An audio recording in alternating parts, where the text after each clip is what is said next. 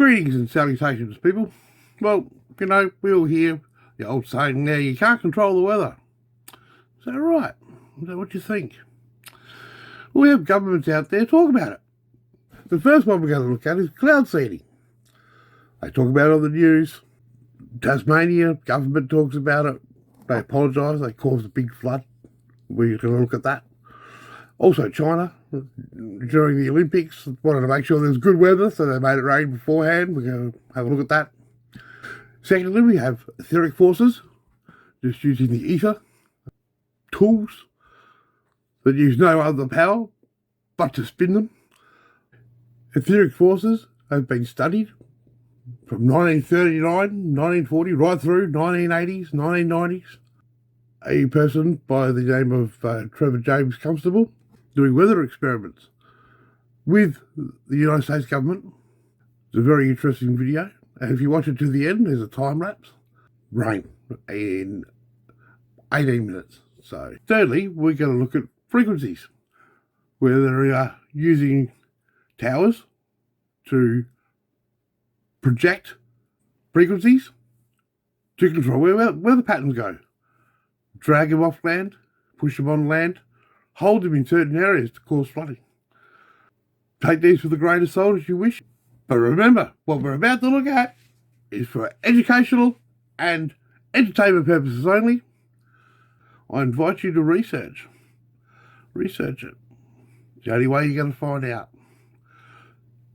So, without prolonging any longer, here we go.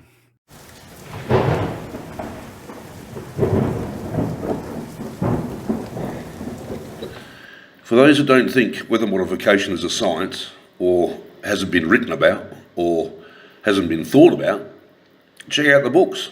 This is not all the books in regards to weather modification. This is just a few.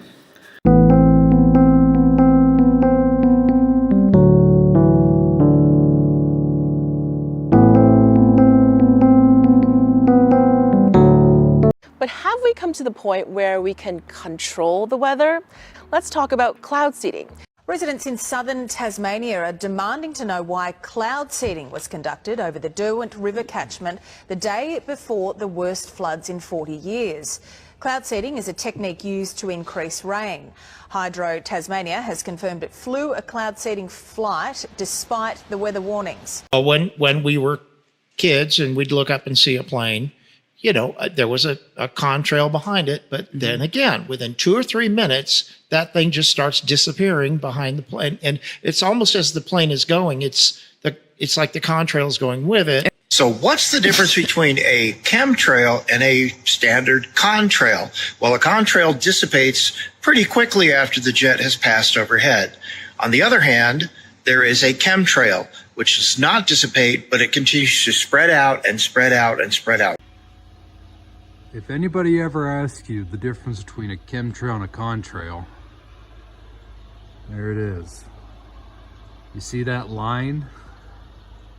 And you see his line? So cloud seeding can produce what we want more or less of, more snow, more rain, or smaller hail pellets. This is done by introducing a seeding agent through pyrotechnic flares attached to an aircraft. But does it work? In 2008, Beijing claimed that they made it rain early with cloud seeding to ensure blue skies with the Olympic opening ceremony. According to the World Meteorological Organization, 52 countries have a weather modification program, and many of them continue to boost funding for such operations.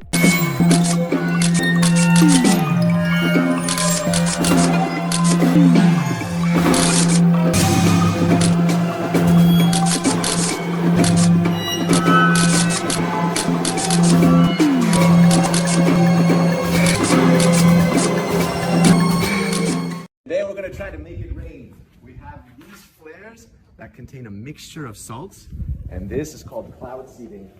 I'm going to press the fire button, but first we got to set it up. Look, so over here, I'm going to switch it over to R1 like that, and I'm going to put this down to 3,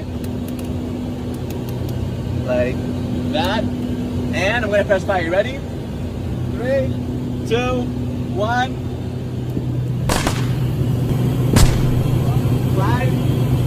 Fire. 6.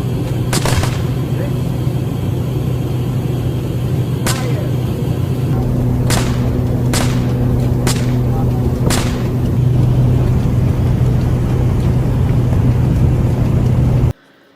Is there something for the stupid? Definition of stupid, knowing the truth, seeing the truth, but still believing the lies. Delta 1692, Alpha Cherokee, safe speed. 79. Delta 1692, can you maintain Mach 81 for space? We can do 81, 1692. Delta 1692, thanks. Maintain Mach 81 or greater for space. 1692. American 33, turn 45 degrees right for space. 45 degrees right, American 33. Albuquerque, Stockton 204, Charlie Whiskey 390. Well, there you go. If you didn't think cloud seeding was a thing, or these contrails and chemtrails and it's just condensation in the sky. Well, I think they showed condensation doesn't hang around for hours and hours. Heading into the second section, etheric forces is a bit of a longer video. It's something that I felt that I couldn't really cut down to make it any shorter, because you really need to see from go to woe. I think some of the information in there may even boggle your mind or be rather surprising, especially when he starts talking about the SS Maui and travelling between Hawaii and San Francisco. So here we go.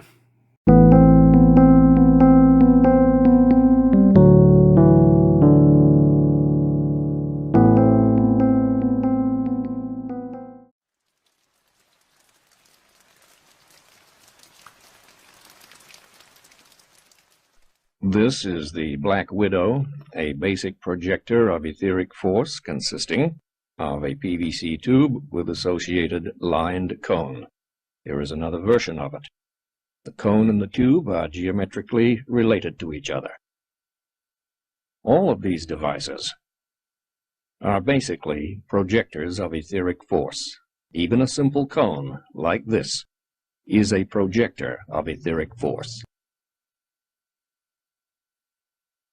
These bazookas do not use cones, but employ layering. There is no electromagnetic radiation, no chemicals, no external energy source.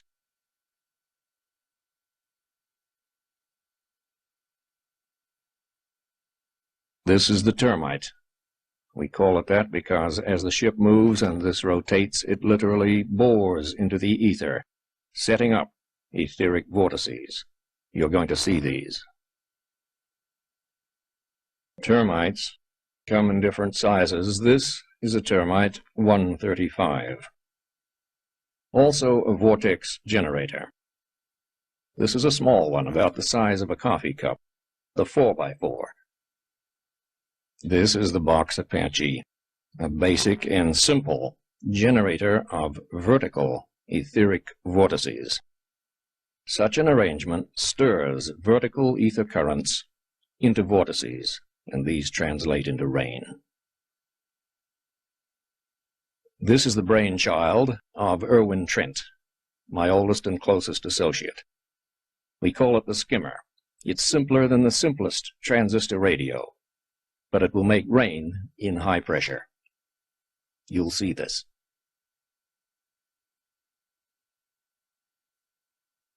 Here are a couple of skimmers in a spider-type arrangement. This also raises Hob in the atmosphere.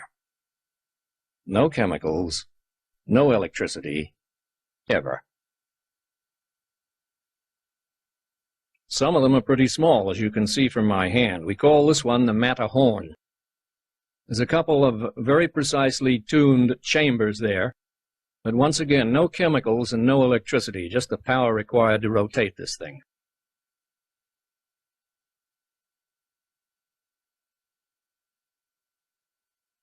This is a Mark 10 spider. It is an effective generator of etheric vortices, and it is perfectly capable of surrounding a moving ship with rain even when the barometer is high.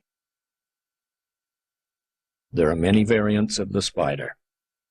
Here is a Mark II spider, working, believe it or not, 6 decks down inside the Maui's hull and below the waterline. If you happen to be a physics professor, this is going to boggle your mind. Here is a similar spider working on the flying bridge in the horizontal mode.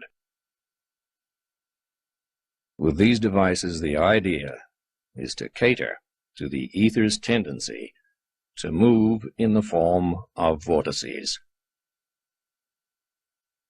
There are dozens of variants for generating these vortices, and they are all descended from the original devices, the projectors, that we're going to show you first.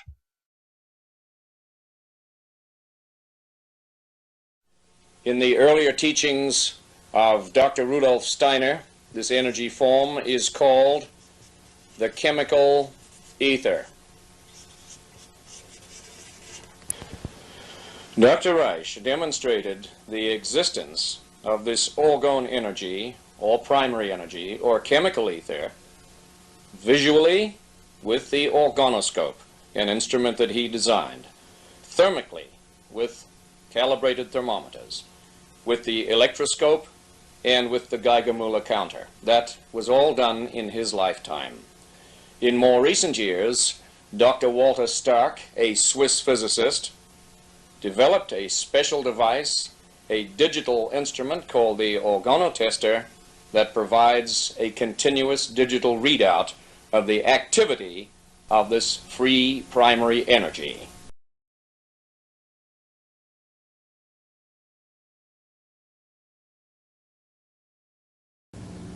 When the responding ether locks itself into a pattern that is due to the equipment upon the traveling ship,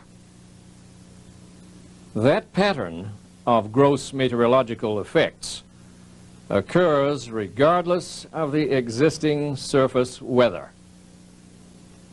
The best aid we have in establishing that this happens is, of course, radar.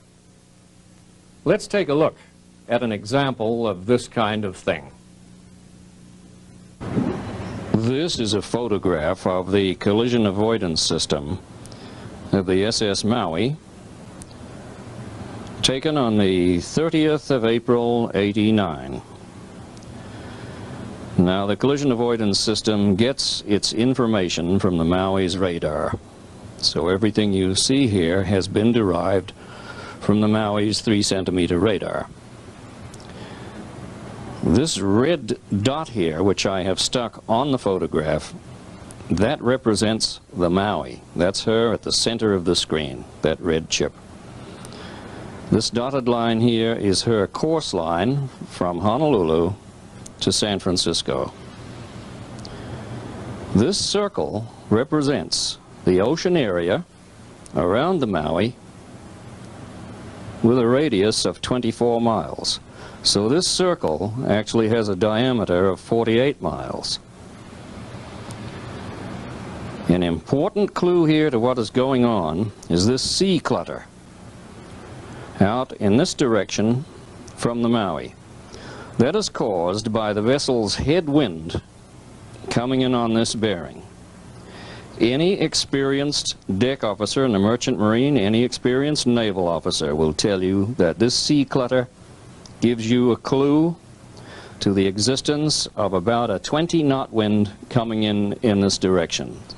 So the Maui actually has a good stiff breeze going this way, and she is herself going this way at 20 knots or better.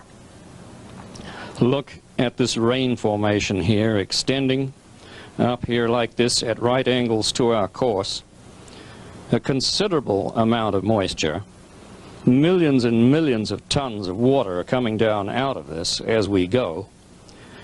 But we did not leave this barrier behind. We towed this barrier with us across the Pacific for at least 80 miles that evening before it began to dissipate after midnight, when there is a definite change in the etheric forces going on. This is typical of the practical, objective guidance given to our work at sea through the modern miracle of radar. Radar does not lie. These official ship's thermometers show us that we have a 1 degree differential between the wet and dry bulb readings, and that therefore the local atmosphere is not saturated. And over on the barometer, 1021 millibars. And over here, to the south and the southwest, high pressure or no high pressure, you have rain and plenty of it.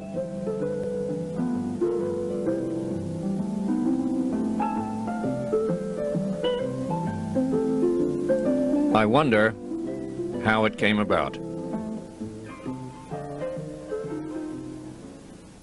Here is the culprit, set squarely against the background of his effects. Rotating at approximately 2 RPM and aided by a similar termite on the other side of the ship. We're in the perpendicular mode. We are eastbound. We've just come out of Honolulu. There's a lot of moisture in the air, and our geometric guns are in the perpendicular mode.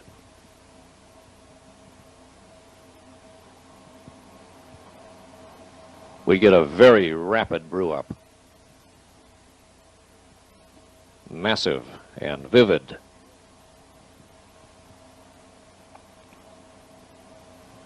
The whole scene is transformed right before our eyes.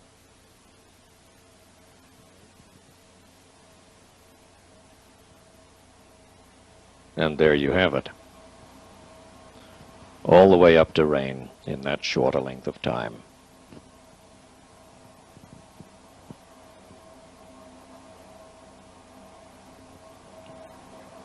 Engineering. You saw it all happen right from zero. From this all the way to that.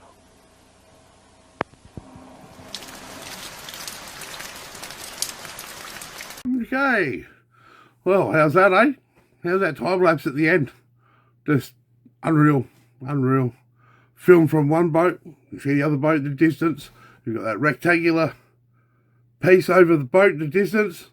From blue skies to rain in 18 minutes. I was very sceptical of weather control myself until I saw that there video. Mate, they've been having a look at that, 1939, 1940, and you can see the video, how he's proved it certain different ways. It makes it a little hard to deny. I mean, when that was taken from 39 to 40, when they started, right through to 1989, 1991, you're already looking at 40 years of looking into it. And now being 2026, at the time of this recording, you're looking at 90 years. Nearly 90 years, nearly 100 years of investigation on weather control. It's a fair amount of time to well, know what they're doing.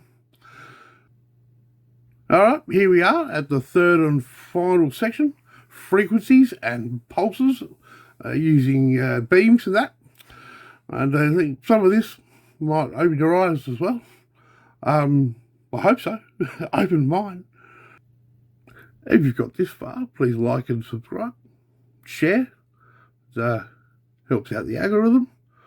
And gets a few people opening their eyes about what may or may not be going on.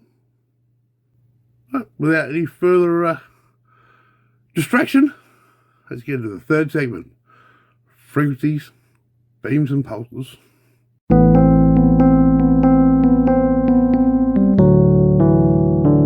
This is what I talk about the towers. There are 55 on Australia, 55 of these things, and they're all so close together, all in places where you can block the weather coming in, as you can see here. Good old Sydney. Look at them all. So, as you can see here, there are beams. You'll just, you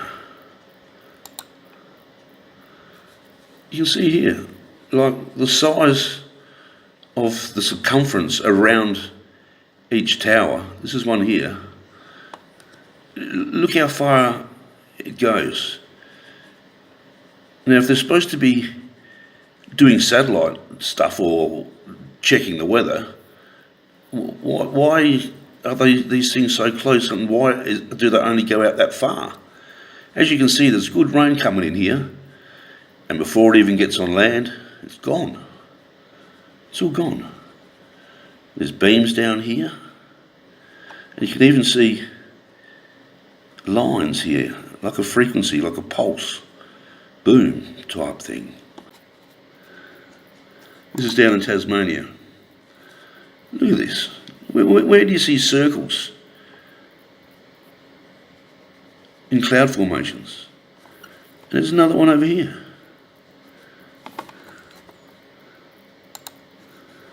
So here we go again. Look at this. And as you can see down here, the beams again coming from the towers.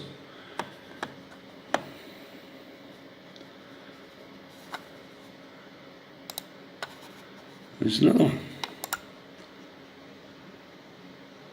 You actually see a straight beam coming straight from that one there to there, whether it's going one way or the other. But look how much radius it is and goes over the top of the other towers. Why do we need so many towers? There is another piece here, another beam coming out here, another beam coming out here. So you're starting to understand. Watch how this doesn't move for a little while, and it takes its time moving over to the east. Here we go. So these things are like sitting in places for 2 days when they should have continually moved east. Off we go. You watch the rain that comes in here too.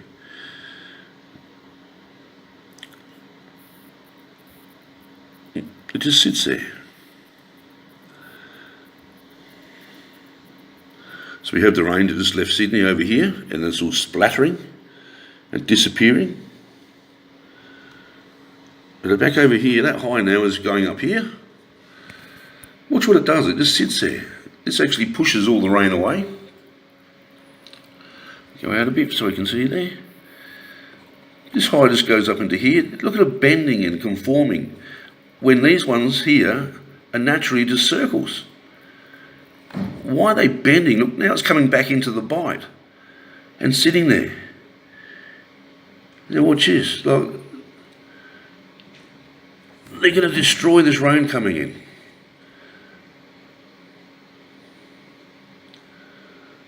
And push it south. Look at the high. Look at the pressure lines bending. And all that rain, and this lot here, pushed away. Pushed away.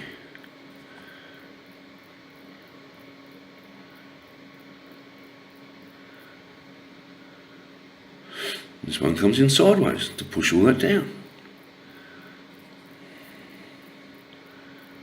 This is crazy, and people got to understand that having 55 towers on land does not make sense. If people haven't got their common sense, look how these move down here. These just sit there, and now it's like they just sit there. And it's pushing away the next lot of rain coming into Australia. As you see here, I'll use my pen. This is showing you how it's being drawn out from Australia. Watch. Boom. And then comes a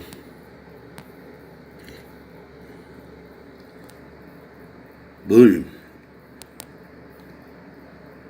And it draws all there, up there, that's where that beam comes in and draws all the moisture from the coast. Boom. And there's the beam. And it draws all the moisture away from there. Boom. In comes the beam. Once again here. Boom. This is all I can do. I'll turn down the noise. I can't get the actual website to show me this anymore, so I'm glad I've saved it. And you can see the moisture being pulled off the coast.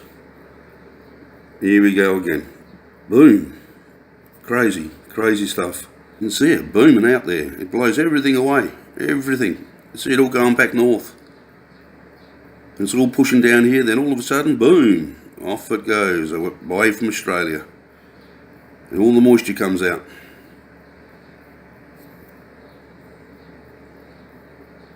There was one stage where you could see a beam coming straight out after it exploded. Here we go again. Boom. Away it goes.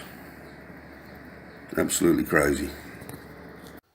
Watch this thing just pop out of the sky and burst. You can see frequency rings. Here we go.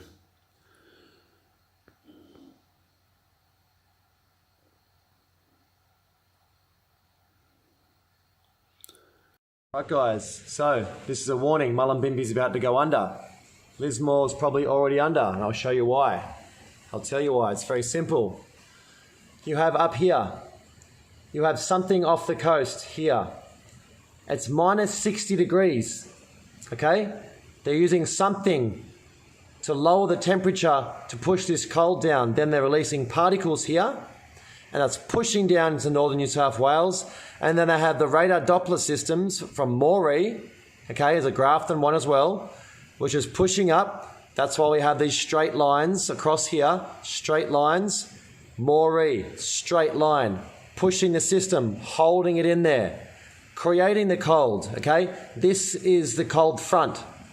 It's coming down here being intensified, iron oxide or whatever they're using. They're using something different. I've never seen this before, guys.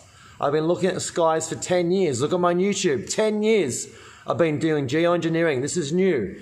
This is not the planes spraying and geoengineering. This is something else. It's possibly Navy ships off the coast. Okay, and they're releasing something. And it's coming down here. Now, this has been here for 4 to 5 hours. I've been watching it for the last 4 to 5 hours. Okay, I'm watching this stay here, that stay here. It's the perfect storm. Okay, and we're actually running out of internet because there's so much rain. And you can see the frequencies coming up here. The frequencies here, look, zip, zip, zip, zip. There it is. The frequencies over here. This whole section could be getting hit with HAARP. We don't know. It could be from Alaska, could be hitting us from here. Okay, then we have the smaller systems. How has a storm got straight edges? And it's even spewing out the top here. It's being squashed here from Moree. This is where the Moree system is, and I'll show you. Okay, I'll show you a photo of not long ago. There we go, Moree. That's the system. Okay, blasting in, pushing out the top. It's coming down from here. This is heavy fucking rain all the way through here. And it's being intensified up here, coming down, and they're holding it in this area to fuck up the northern New South Wales because this is the most woke area in Australia, and they're doing it on purpose. Now, I'll show you. This is infrared. Okay, I have a program, infrared. This is the border, okay? They're releasing something here. That is freezing fucking cold. That is freezing cold, that is cold, that is cold. Minus 60. Look at the temperature. Minus 20, 30, 40, minus 60. Minus 60 degrees, it's there, and then minus 50 here. It's bringing the cold front down. And they're using a natural storm to bring it down, push it in, hold the bottom, push it in, hold it there. Absolute weather modification manipulation. Now I'll show you the fucking map again. There we go. Oh, that's very natural, Nate. Yes, it's a new cloud called Straight Line Cloud, and we're going to make an announcement on the news. It's part of a new thing called a rain bomb. Yeah, it's a rain bomb, and it's coming for you. Okay, it's infrared. My mate has a system of infrared showing it.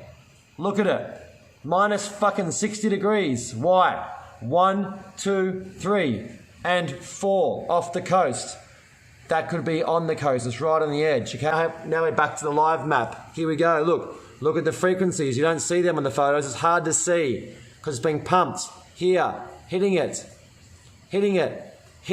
still straight. Why do we still have a fucking straight storm for? Okay, it's blasting out the top. It's being hit down, it's blasting out. Look at it. That's the -60s up here, right? Doesn't look very natural, does it? What's going on there? Why is it raining out there in the middle of the ocean? In this one spot, just above the coast, so I can come down here and be intensified, just off the coast of Maroochydore. Okay, they've got systems in Brisbane. It's being hit, it's being intensified all through here, and it's being held in like a nice tight container for where? Grafton, Yamba, Ballina, Byron, Tweed, Lismore, Murwillumbah. Look at the frequencies coming here. Look at them coming in. Look at it. Look at it. Still a straight line there. Since when do you have straight lines in storms? You don't. Okay, it's intensified. It's artificial. I've been watching these guys for 10 years, guys. 10 years I've been watching. Check that out again. Look at it. Look at that. Straight from the Moree facility. Check it out. You cannot make this shit up. The evidence is there and you cannot hide it. Well, we've come to the end of the video. I hope there was a few things in there that you found fascinating and interesting. Because I certainly did when I first came across these things. Do apologise for some of the language in some of the videos. We're all adults here. This is Scruff saying, catch you on the next one.